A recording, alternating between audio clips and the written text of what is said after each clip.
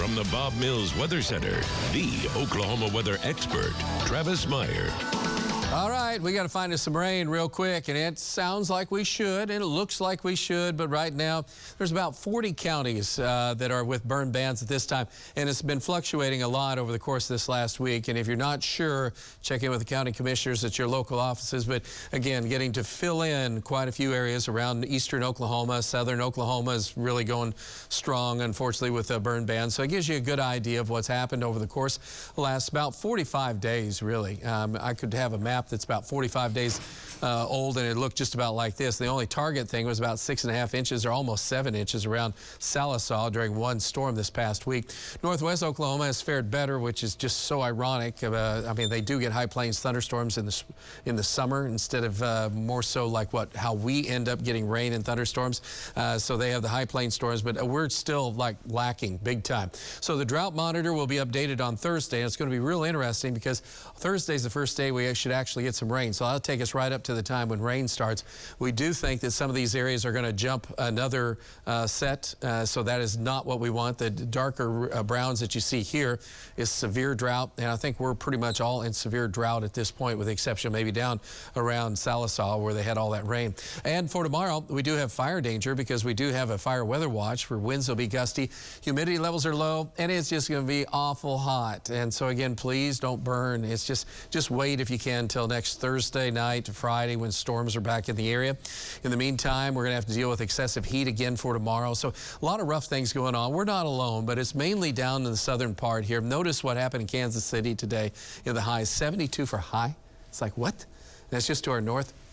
Again, that's that boundary, and that boundary will eventually get down here. It's been hot out to the west now because what we're looking at is that big heat wave moving west.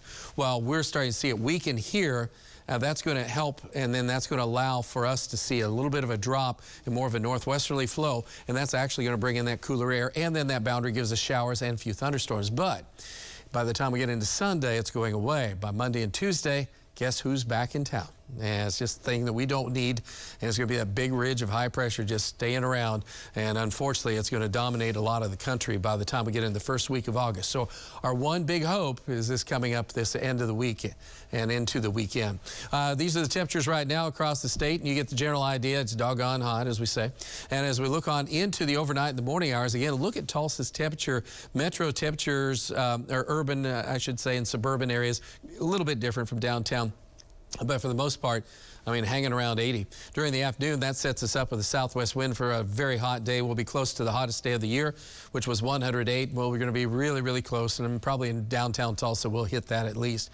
And then, finally, we start to see some clouds trying to roll in by Wednesday a little bit. Temperatures will still be very warm in the morning and during the afternoon, still very hot. Could be an isolated shower or thunderstorm. Again, our odds are slim. There could be a few more clouds, which could bring us down a degree or two, not as severe, but it's going to be close to the same story for the next couple of days. Then Thursday, the boundary is in the area. Notice the difference in temperatures from really, really hot in the southern part to not as hot to the north. Showers and a few thunderstorms will be on the increase, and then scattered showers and storms will be around on Friday. Notice 80s with a few 90s down along the Red River. So that's a huge differential. And we're talking about rainfall amounts of anywhere from 1 to 3 inches. This will be adjusted with time just because the models are still having a hard time working out how much, but at least it's rain. At least it is a cool shot because, again, as August starts, here we go again. Right now, it's still where we were. 103, heat index 106. Ozone is at 87, so it's down from 100. Forecast looks like this. We're talking about toasty nights, still in the 90s at 9 o'clock. And we're looking at 83 in the morning. It'll be an okay start if you get up early enough, but man, by noon, you better be hiding, looking for some shade, something, because tomorrow's a vicious day. And we're looking at that hottest day, or it's going to be close to the hottest day of the year. 108 is the hottest. We'll be right around that. And then you see that break with 80s. One day could be in the 70s, so we get enough clouds and showers around. So there's good news. And again, don't look at day 8 and day 9.